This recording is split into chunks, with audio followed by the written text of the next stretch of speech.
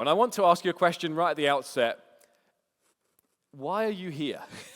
I want to ask you a question, not why are you here in this school on a Sunday morning, but why are you still alive?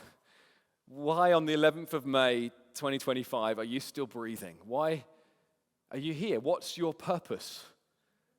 What has God kept you for? Do you know? Have you given much consideration to that? There's a guy in the Bible called Paul who was an apostle. He was one of the key figures in the early church. And in Philippians chapter 1, you don't have to turn there because that's not where we're going to be based. He seems to understand his purpose. He says that to live is Christ and to die is gain.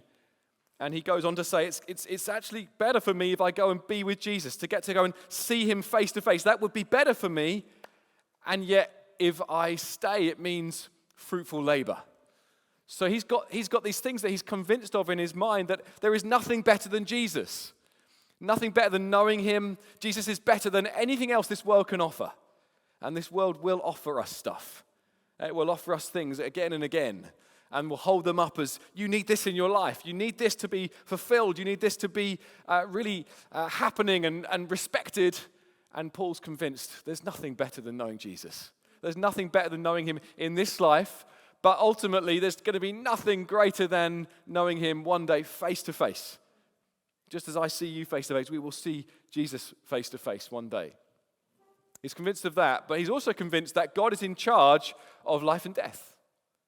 He's convinced that if God hasn't called him home, then that means there's fruitful labor for him. God's got him here for purpose.